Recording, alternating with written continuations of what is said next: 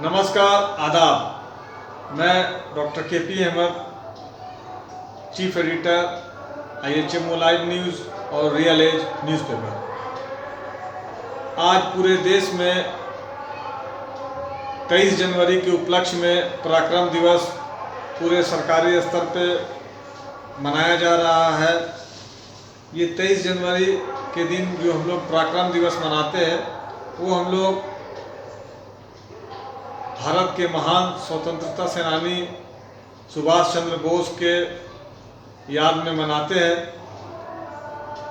और इसको सरकारी स्तर पे पराक्रम दिवस के तौर पे मनाया जाता है। आइए आज हम उनके कुछ पहलू को जानने का प्रयास करते हैं।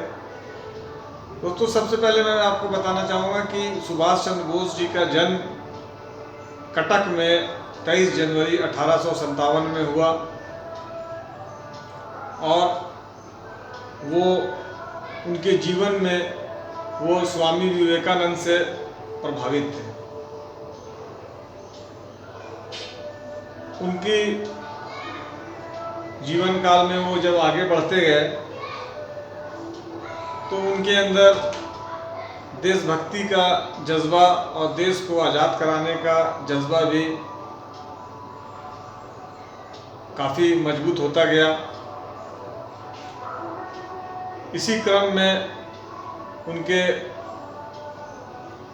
शिक्षा में 1919 ईस्वी को उन्होंने भारतीय सिविल सेवा परीक्षा पास किया।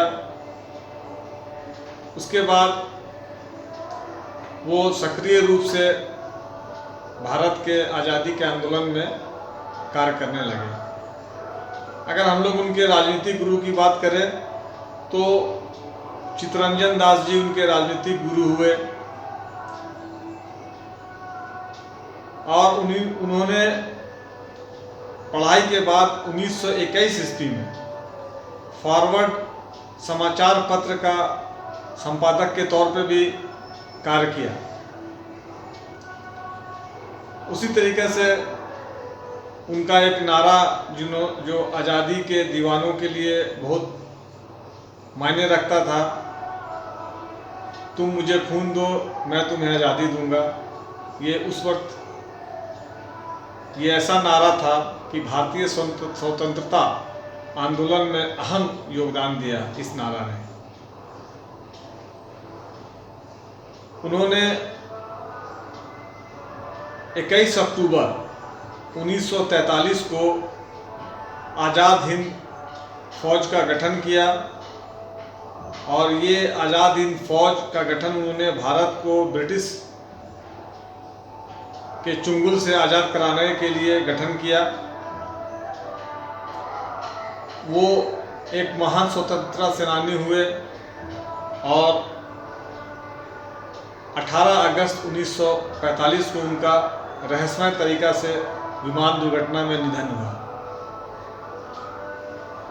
सरकार उन्हें सम्मान के लिए ये जो 23 जनवरी है पराक्रम दिवस के तौर पर मनाती है और उनके याद में उनके सम्मान में सुभाष चंद्र बोस आपदा प्रबंधन पुरस्कार भी वितरित करती है वैसे संगठन और वैसे व्यक्ति को जो आपदा प्रबंधन में काम करते हैं। मेरा आप लोगों से अनुरोध है कि जब आप आज़ादी के लिए मर मिटने वाले कुर्बान होने वाले स्वतंत्रता सेनानी के बारे में जानकारी प्राप्त करें, पढ़ें, तो आप सुभाष चंद्र बोस जी को भी जरूर पढ़ें। धन्यवाद। जय हिंद, जय भारत। साथ ही साथ पराक्रम दिवस की हार्दिक शुभकामनाएं। जय हिंद।